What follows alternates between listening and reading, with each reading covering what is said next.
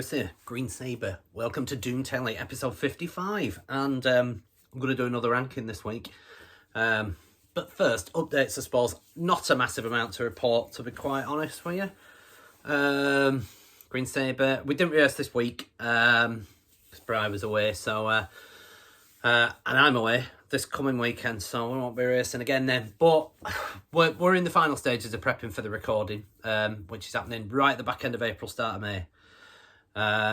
So yeah, all going according to plan, basically. Yeah, a little bit of work to do on it. But yeah, I'm in a much happier place with it this time as opposed to what I was leading into January when we'd originally scheduled the recording. And yeah, two of the songs fine, although we have made a little adjustment to one of them. But the third song, yeah, leading in, I just wasn't happy with it. And the more I've listened to it, I don't know whether there's much I'm going to salvage from that anyway, quite honestly. So yeah, thankfully, we've gone with a different song that we'd had before anyway. It's massive, so I've been left on back burner, but it's so much better, and it's perfect, and it's all formatted and arranged correctly, so it's just a matter of us getting in our heads for recording. So yeah, so far so good on the Green Sabre update. Our first gig, posters and promo stuff's out for it now. Our first gig of 2024, unless anything flies in beforehand, will be the Easter Friday, Good Friday, 29th of March. That's at the Tap in Idle, support to Dawn of Elysium. And is it Camion? However it's pronounced, are opening the night. Then it's us, then Dawn of Elysium. So yeah, really looking forward to that. Going to be a cracker. And other than that, the only other thing we've got in the calendar currently is Ruination on Saturday, 11th of May. I cannot wait for that. It's stacking up to be a hell of a lineup, so that's going to be good. So yeah, that's the Green Sabre update. The CROWSBLOOD update, where we've almost got physical product. T-shirts are out, so I'll put a link down to the YouTube, the CROWSBLOOD YouTube account, and Bandcamp link as well, because the T-shirts are now available on the website. The physical media of the demo, not quite. We had a lot of trouble trying to get the cassettes sorted, and then we worked out, do you know what? It's probably cheaper to get CD done as well, in reality. Cassettes are fucking expensive these days, to get rattled off as well. And it only really pays for yourself if you get like about bloody 500 of them done up realistically, which we're not getting that many of them done. So, So yeah, CDs incoming. They're off at process as we speak, so we're just waiting to hear back when they're ready to collect, and then we'll be away. So physical media is almost there for CROWSBLOOD. Other than that, we're rehearsing and working on some new stuff, and we've already got one other track pretty much finalised. 2/3 of another one almost there. Yeah, it's coming along brilliantly, and I can't wait for you to hear this new stuff. It sounds fucking amazing. So yeah, CROWSBLOOD going really, really well in the background. GODTHRYMM update. Not a massive amount to report as yet, apart from the Crowbar gig has been officially announced. So yes, my first gig with GODTHRYMM will be supporting Crowbar. So I'm equal measures absolutely cacking it and ludicrously overexcited. So I cannot wait. I mean, to share the stage with Crowbar is a bit of a bucket list thing for me, is this. So I cannot wait for it. We're the opening act of 3. I think there's us, Inhuman Nature, then Crowbar. So I suspect we've probably only got like about half-hour set, but we'll cram in some beauties in amongst that. So yeah, I'm just working away in the background, getting that set absolutely nailed on so I can blindfold it. I hope not to blindfold it. That might look a bit odd, but yeah, it's get it all set up in there. So I cannot wait. Other than that, we're confirmed from the Crypt Festival. We're headlining that. I think I mentioned that on the previous video. That's the Easter Sunday, 31st of March. So a bit of a turnaround from the Green Sabre gig and that one. And other than that, I think there's a gig in York at the Fulford Arms April, but that hasn't been completely confirmed as yet, so watch this space. But yeah, other than that, we're engaging in a sort of the new stuff that we're recording bits and pieces of away in the background. And GODTHRYMM have got a bit of a YouTube channel covers series going on, where we're going to be doing some sort of like interesting cover versions of some old classics, not always metal, as such. Like, so yeah, looking forward to that. We're working away in the background on that one. I'm going around Hamish's this week as well at some point in order to maybe put down some guitar for the first one that's coming. So watch this space. Those are all the updates. Right, 5 minutes. Let's crack on with this ranking. Now, I said I'd be quite quick with the My Dying Bride one that I did last and lied, but then I realised there's 14 studio tracks, so I had to go into a bit of detail. This one's going to be slightly easier because there is half that. There is only 7 albums that I'm going to be discussing. It's also going to be easier as well because I've made 0 notes whatsoever. No notes, all off the cuff. Because I know this stuff, not that I didn't know My Dying Bride, and it's probably apparent in that ranking video that there's just a couple of albums that I was like, is that on that album or is that on this album? And is that just a couple that kind of meld into each other and that was a bit unsure of. This ranking I'm about to do, I know all the albums like the back of my hand, apart from maybe the odd song title that I forget. I don't know why I don't remember song titles brilliantly. Not all the time anyway, but I just know the song when I hear it. Anyway, so today's ranking, and it's one I've been meaning to do for fucking ever. I know Altars of Madness did one ages ago, like years ago, and I remember thinking, oh, I'm going to do a death ranking. And I finally got round to it. So here is my ranking of all 7 studio albums by seminal death metal giants, Death. Just as a brief outline, Death were the first death metal band that I got into. I got into them when Leprosy was the current album. I remember just seeing the cassette of it in my local music store and thinking, Death, Leprosy, what on earth is that? It sounds dead interesting. You had the Ed Repka artwork on the front that was great. And it was just, and I feel like it was either was it an Under One Flag compilation or one of them sort of compilation albums that had like Acid Rain on it, Nuclear Assault and stuff. And the track Open Casket were on this compilation. I can't remember the name of it, but some of you avid YouTubers out there probably will do. So Open Casket was the first song that I heard, and it was just mind-blowing. And I never looked back since. And ever since then, I've been an enormous fan of how Chuck Schuldiner composes riffs, or compose, because sadly, as you will all well know, Chuck Schuldiner is no longer with us, which is a tragic loss, because he was, a massive, massive guitar idol of mine. You probably can't tell listening to how I play and stuff, but the way that he constructed songs, the way that he constructed harmony, and how he arranged songs, the peaks and troughs of them all, just a massive, massive influence on me, and a huge big deal. So Chuck Schuldiner was a great loss when he went. So that's why I thought, right, it's time for a death ranking. So without further ado, let's crack on. 7 studio albums. I'm not covering any of those like the live series that are out and about. I've got the live DVD, which I'll watch from time to time, but I have issues with that era of death, which I'm about to go into. So let's go. And my number 7 coming in last place. Now, caveat, and I know this is a cop-out, but 0 bad albums. Every album this band did is great. Not just good, great. Some are weaker than others, though. And the one that's in at my number 7 is noticeably weaker than the rest of them. It's still good, still great. Noticeably weaker, though. And my number 7 is the final album from Death, Sound of Perseverance. This is the, is it like bone white vinyl or something? Let's just have a look and see. Fucking relapse. Right. Relapse covers. Does anyone else find that? The fucking sleeve. Right, yeah, they are. Bone white vinyl. Catch it just by the edges there. I'm not touching grooves, don't worry. Relapse sleeves. They're not cooperative when you've got proper rattle the fucking record about to get it back in. Anyway, bone white vinyl reissue of the final album from Death, and my number 7, because I've got a couple of issues with it. I just don't think it's as strong musically as the others, and there's a reason for that. because I think Chuck Schuldiner wrote almost all of these songs on this for Control Denied at the time. I think he was happy to not do another Death album.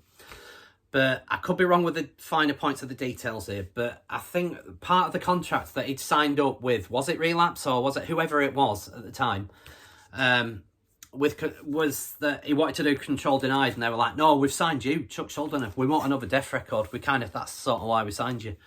So he reworked Control Denied songs for what turned out to be the final Death album. And I mean, even if he'd still been with us, there's a part of me thinks that Chuck may well have called Death a Day off this anyway. I think he much preferred the Control Denied thing. And anyway, I'm getting bogged down on talking about Control Denied. That's not why we're here. But it's a part of the reason why I think this album suffers. Because I don't think his heart was truly in it from a Death perspective. I think he'd almost started moving on from Death at that point. So it didn't really feel like... It still feels like a Death record, don't get me wrong. And there's some absolute fucking belters on it. Flesh and the Power It Holds, Scavenger of Human Sorrow, Bite the Pain, cracker, love that one. Spirit Crusher, what's the other one that I really like on here? Voice of the Soul, some gems. I don't like his voice. Chuck's voice changes on all Death records. It's slightly different. His voice has evolved over the years, basically. And if you listen to each Death record, his voice is slightly different on each of them. I have a particular period of Chuck's voice that I think's his finest hour. This is not it. It's all gone a bit... Now, I like black metal and I like that raspy, screechy sound sometimes. But I don't feel his raspy screechiness works at all with Death's music. It sounds... It grates on me, and I don't like his voice in this era, and I think that also detracts from the music somewhat for me. The other thing that I'll say about this record, which is why it came in at a healthy last, the cover of Painkiller, it's not good. It's not good at all. You want to hear Painkiller, just listen to the Priest version. Yeah, it's a bad way to finish what is Death's weakest album. Like I say, it's not a bad album, but it's their weakest one, and that's why the Sound of Perseverance is my number 7. My number 6, and this might shock a few of you, but like I say, there's no bad albums, so it's all, barring that one, it's all really hard to work out who comes in this middle section. And my number 6 is 1993, was it? Individual Thought Patterns. Now, I know there'll be a few of you gasping, because there's some absolutely sensational songs on it, and point of reference, there is some ludicrous guitar solo work on it from Andy LaRocque of King Diamond fame. Some of his solos on here are just mesmerising, and if you've watched the Death to All, was it Death by Metal or the Death to whatever the documentary is called on Death, watch it, it's brilliant. They discuss, I think it's Steve DiGiorgio discussing when Andy LaRocque just sort of turned up. He'd only been sent the bits that he soloed on, so he'd not got the full tracks for any kind of reference. So he'd only been sent these little short sections of like, right, you solo on that bit, so do something. So he came in kind of not really set up for it, and then just produced off the cuff some of the most mesmerising solos you've ever heard in your life. But that's Andy LaRocque for you.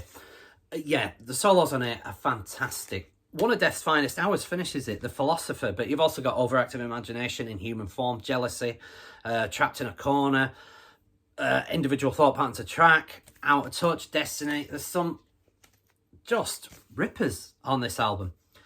The production's weird on it. It's a really compressed guitar sound, and I'm not an enormous fan of the production on this.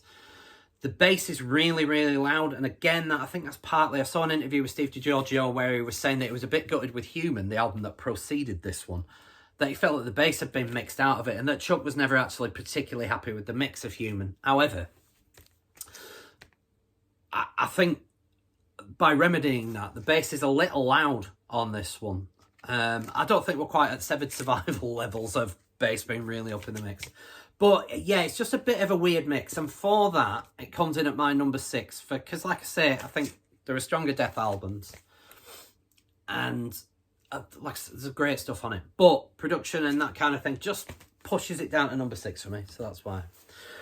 My number 5, and again, some gasps of you old school Deathers. But my number 5 is the debut, Scream Bloody Gore. This is a reissue of, oh, I forgot to show you. I think this is a weird splatter. This is a reissue as well. I figure this is only 7 albums, I might as well show you vinyl. Yeah, it's a weird, like, brownie, mergy, splattery thing. I'm trying not to blind you with glare, but yeah, interesting choice of like brownie, bronze, black. It's a bizarre vinyl, but I thought I saw it, I'll have it. It's limited. Forgotten to how many. 500, limited to 500, that one. So yeah, my number 5, because I got sidetracked, Scream Bloody Gore. This is a reissue. I did used to have the original Under One Flag press of this, but alas, no more. So I got a reissue for, I'm sure it was something like $15.99 from Crash Records in Leeds. Shout out Crash Records in Leeds. And this is on just straight blue vinyl. This is a seminal album in death metal history, because it was groundbreaking. Yeah, you know, like you had Possessed at the time, and sort of Nasty Savage doing their thing, and you know, like a couple of others and stuff. But this was just groundbreaking. Just Chuck and Chris Reifert on drums, and there are so many classics on here. Infernal Death, What a Way to Open, Zombie Ritual, Denial of Life, Sacrificial, all that. Mutilation, that's another cracker. Evil Dead, Torn to Pieces, the title track, Scream Bloody Gore. So many stellar classics on here. And just pure brutality. And what a debut. Nearly dropped it then. I will say that the only reason really that it's coming at my number 5 is it just feels a little dated compared to the rest of their back catalogue for me personally. So yeah, there's a number of things really that that it could have been higher, it could have been lower, but yeah. I think number 5 is about right because it's raw, and I think for that nature, the 4 above it I tend to go back to more than I do over this one. So that was the only reason that this slipped to number 5, because I feel like 5's just wrong. It should be higher, but it didn't. It's my number 5. So anyway, enough of that waffle. What's coming in at my number 4? And again, there'll be some of you thinking, how have you put this above the debut? And that's because I think this album is so strong. I can't think of any other way to put it. It is, of course, their penultimate album number 6, Symbolic. And this was on Metal? No, was this on Roadrunner? I feel like this is a Metal Blade repress. This is the white vinyl reissue that I picked up. Well, I say not a bad price. I picked it up. Was it Revolver magazine? It was during COVID. Said, oh, we found a few more of these in basement, or we found a few more in stock. And the postage were almost as much, but they were like 25 quid equivalent. And I know how much this goes for now. Even the reissue on white vinyl, yeah, it goes for daft money. I think postage were another 20 quid on it, so it worked out at about 45 quid, but still a bargain for this. And this is a classic. I love the production on this. You've got Gene Hoglan's drumming as well, which is always good. But the opening track, Symbolic, one of my favourite death tunes ever. It might even be in my top 10 death tunes as such, like Zero Tolerance, Empty Words, Thousand Eyes, Without Judgment, Crystal Mountain on here. A lot of people's favourite, not my favourite on here, but it's an absolute belter. Misanthrope, I love that tune. Perennial Quest. And there are just elements of prog, which you could argue came in on the previous album, which was the album before this was Individual Thought Patterns. You can hear that element of prog coming in, but I think it's particularly to the fore in some tracks on this. But I love this album. Like I say, the production is heavy as hell, and I don't know whether I found that more noticeable because it's the album that precedes arguably the weakest produced album of theirs, Individual Thought Patterns. But yeah, that is why this is my number 4. When I first started doing the death ranking, I had this higher as well. But I thought, no, 4's fair. But yeah, some gems on here and great production. Love it. Number 4, Symbolic. Number 3, nitty gritty now. I had to think quite hard about this, but my number 3 is Human. I run out of superlatives for this record. I think it is a technical death metal masterpiece. It really is. And just sort of at the time, you had the likes of like Atheist doing their thing. Pestilence were going a little more technical. This came out in 1991. Now, I remember I went on a holiday to Florida with a friend of mine from Morecambe, who was like an only child, so I occasionally got to invite a friend on holiday, and I was lucky this year. We went to Florida, and we went to a place called the Oldsmar Market, just outside of Tampa.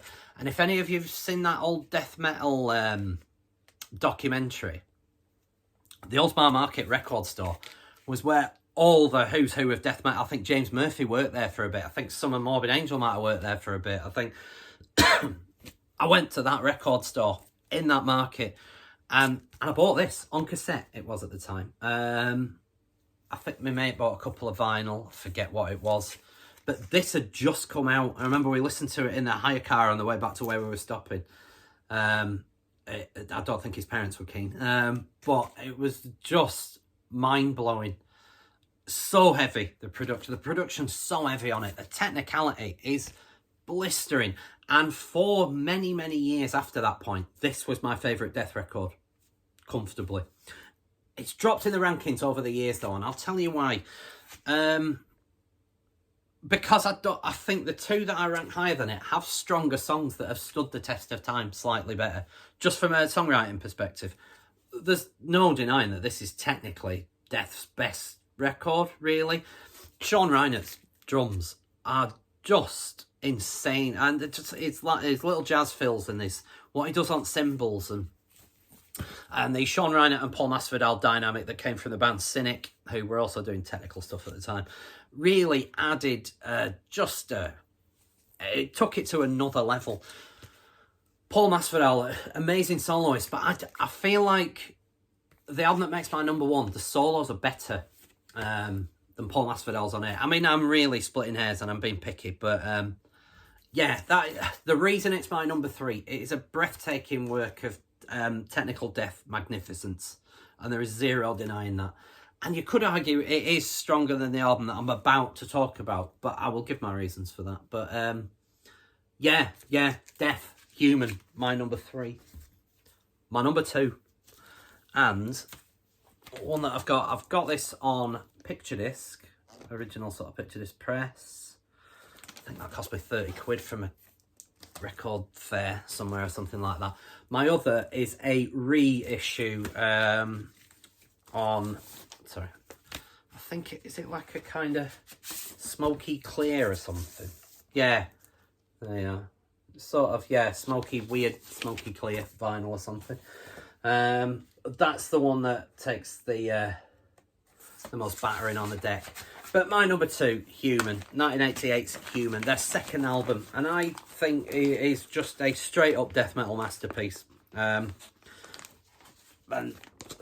I will not be swayed otherwise. There is so much on here that has stood the test of time brilliantly on here. There is the odd bit that hasn't stood the test of time, but I will discuss that. But there's no bad tracks on this album for a kick-off. It's all killer, no filler. Fantastic. From the opener of Leprosy, then Born Dead, Forgotten Past, Left to Die, that might be my favourite on this record, but Pull the Plug, Open Casket, Primitive Ways, Choke on It. Absolutely stellar playlist there, you know. No bad tracks. Great album artwork from Ed Repke. And it is almost without fault. And the reason that it's my number 2 is because of the few faults on it. And one of them could be argued as a major fault. Rick Ross's solos. All that whammy bar nonsense. And he did all this the same in Massacre. Now, don't get me wrong. He is the master of that kind of thing. But Jesus, talk about one trick pony. I mean, it just... Every song. You honestly, be honest. If you were to just isolate Rick Ross's solos, I bet you'd struggle to tell me what song they're from. They all just sound the same. And yeah, he was very good at what he did, but Jesus Christ, is it tiring after a while. And it's like, add some melodic. I know this is your thing, Rick, but fucking hellfire. And like I say, and then he just did exactly the same thing on that Massacre record. But kudos to Rick Ross. He was part of the songwriting process, and there's some of his riffs on here, and, you know, he should get a doff to the cap for that, because there's some sensational riffage on this album. It's heavy as hell as an album. The drum sound, weird, and I kind of like it in a laughable way, because there has never before or after been a drum sound quite like it. It's insane. That snare sound, it just, I mean, obviously it's not, it's far more listenable than Lars Ulrich's snare sound on St. Anger, but it's arguably just as fucking odd. But yeah, my number 2, Leprosy, an absolutely stellar bit of death metal work. And this will upset loads, yeah, but you'll have already worked out what my number 1 is.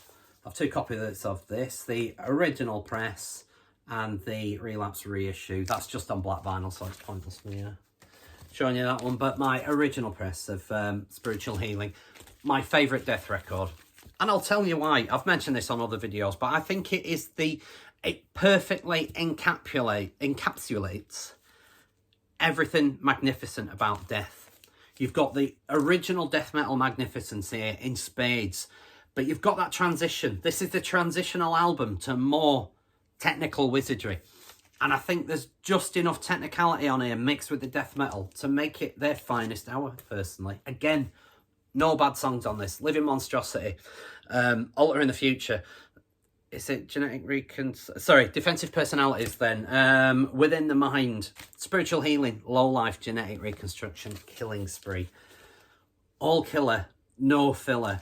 Great production. My favourite era of Chuck's voice as well. I just think he's absolutely on point with this. And it's so angry in places. There's an anger on this record. They're all quite angry in places, but there's an anger on this record that I love, and it resonates. But one of my favourite aspects of it is soloist James Murphy.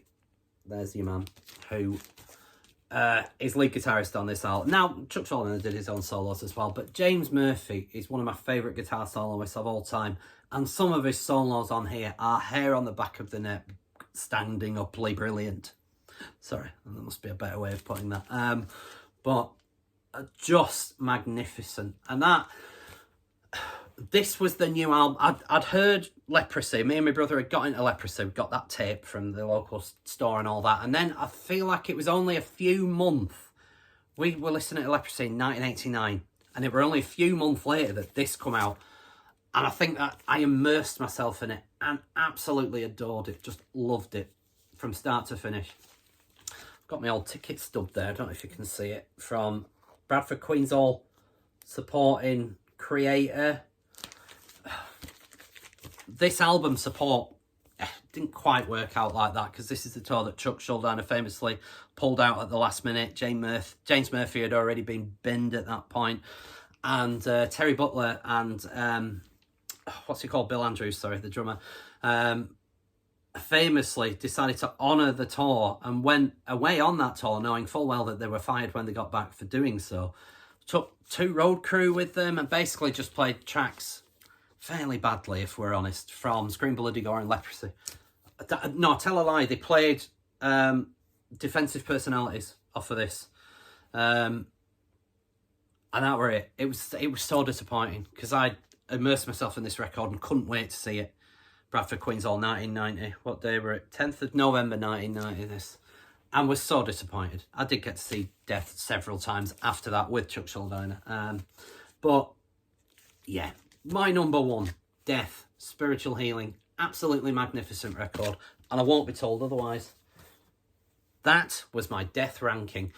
Thank you very much for watching. Thanks for, again, my smattering of new subscribers. We're at 176 now, I think. I'm not far off 180. I might do some sort of competition when I get to 200, so if that's not incentive for you enough, I mean, don't get excitable. My competition will be, I don't know, like a pen, or you can have a free cup of coffee voucher from Cost. Anyway, I'll work on that. But yeah. Yeah. 176 so far, nearly at 180. Let's get up to 200 though, kids. So thanks for the likes and subscribes. Thank you for watching. see if I get a few more views. The My Dime Bride one didn't resonate. Oh, I think I've only had like 120 odd views on that one. So come on, let's get a few more on this one. Maybe it's the algorithms. I didn't type in the right hashtag.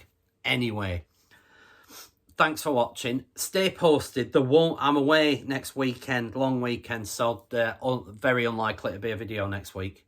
So you'll just have to make do with this one for a fortnight. But until then, thank you for watching, and I'll see you later, guys. Toodle pip.